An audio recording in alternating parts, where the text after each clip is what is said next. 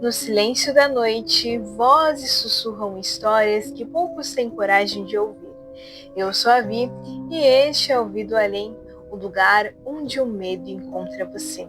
Se você não é inscrito no canal, inscreva-se, deixe seu like e se você tem alguma história sobrenatural, me envia no meu e-mail que está na descrição do vídeo. E hoje eu vim ler sobre a lenda do tarô. Imagine segurar um baralho, mas não é um baralho comum. Cada carta parece te observar, cada símbolo parece saber algo sobre você, algo que talvez você ainda não sabe. Dizem que o tarô não prevê o futuro, mas revela aquilo que já está destinado. E existe uma lenda antiga que diz que essas cartas nunca foram feitas por humanos. Origem sombria do tarô. A história oficial diz que o tarô surgiu na Europa por volta do século XV, inicialmente como um simples jogo de cartas. Mas essa é apenas a versão segura da história. A lenda conta outra coisa. Dizem que o tarô é muito mais antigo, vindo de uma sabedoria perdida. Alguns dizem do Egito Antigo, outros falam de uma civilização desaparecida, anterior à própria história. Segundo ocultistas, as cartas seriam fragmentos de um conhecimento proibido, um tipo de linguagem universal, capaz de conectar o mundo dos vivos com algo além. E cada carta seria um arquétipo, uma entidade ou até mesmo uma presença. Os arcanos, mais do que simples cartas. O tarô é dividido em dois grupos, arcanos maiores, arcanos menores, mas são os arcanos maiores que carregam o verdadeiro peso da lenda. Cartas como o louco, a morte, o diabo, a lua, o julgamento não são apenas símbolos. Segundo a lenda, são portas. Portas para forças invisíveis que podem influenciar o destino de quem consulta. E há quem diga que algumas dessas cartas nunca deveriam ser invocadas. A maldição do tarô. Existe uma crença antiga entre leitores mais experientes. Você não escolhe o tarô escolhe você. Dizem que quem começa a usar as cartas sem preparo pode abrir caminhos que não consegue fechar. Há relatos de pessoas que começaram a ter sonhos repetitivos com as cartas, passaram a ver símbolos na vida real, sentiram presenças ao fazer leituras, ouviram respostas antes mesmo de tirar a carta. E o mais assustador, alguns afirmam que depois de um tempo, as cartas começaram a responder sozinhas. Primeiro conto, a carta que não deveria existir. Uma jovem chamada Elisa ganhou um baralho de tarô antigo, de uma senhora desconhecida. A mulher apenas disse: "Cuidado com a carta que não pertence ao baralho." Sem entender, Elisa levou o baralho para casa. Na primeira leitura, tudo parecia normal, até que uma carta caiu no chão.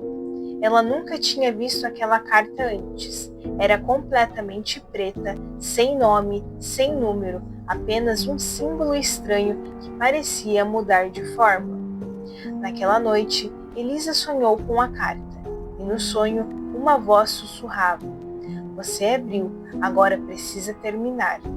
Nos dias seguintes, coisas começaram a acontecer. Objetos se moviam, cartas apareciam fora do lugar, e sempre aquela carta preta surgia no baralho, mesmo quando ela tentava se livrar dela. Elisa tentou queimar o baralho, mas a carta não queimava. E dizem que até hoje quem encontra esse baralho sempre encontra a carta a mais. O lado proibido do tarô. Algumas tradições ocultistas acreditam que o tarô pode ser usado para mais do que previsões, mas para invocar. Certos rituais envolvem fazer leituras à meia-noite, usar velas específicas, chamar por entidades associadas às cartas, especialmente cartas como o diabo, a morte, a torre. Essas são consideradas perigosas, não pelo que mostram, mas pelo que atrai. Segundo conto, a leitura que nunca terminou. Um homem decidiu testar o tarô por curiosidade. Ele não acreditava em nada, só queria provar que era tudo mentira. Então fez uma leitura sozinho à noite. Perguntou: existe algo além? A primeira carta, a lua. A segunda, o diabo. A terceira, a morte. Ele riu, mas quando tentou guardar o baralho, as cartas não paravam de cair. Era como se alguém estivesse embaralhando junto com ele. De repente, uma quarta carta apareceu. Ele não havia tirado, mas ela estava ali. O julgamento. E naquele momento, ele ouviu uma batida na porta do quarto. Mas ele morava sozinho. A porta se abriu lentamente. E dizem que depois daquela noite, ele nunca mais foi o mesmo. Alguns dizem que ele enlouqueceu, outros que ele continuou fazendo leituras, mas não para pessoas vivas. Tarô e o destino. A lenda mais assustadora sobre o tarô é que ele não prevê o futuro. Ele revela aquilo que já está escrito. E quanto mais você consulta, mais você se aproxima desse destino, como se cada leitura fosse um passo a mais, em direção a algo inevitável. Terceiro conto, a carta final. Uma taróloga experiente fazia leituras há mais de 20 anos. Ela sempre dizia: existe uma última carta que ninguém quer tirar. Um dia, uma cliente insistiu: quero saber como vou morrer. A taróloga recusou, mas a cliente implorou tanto que ela acabou aceitando. Embaralhou, respirou fundo e puxou a carta.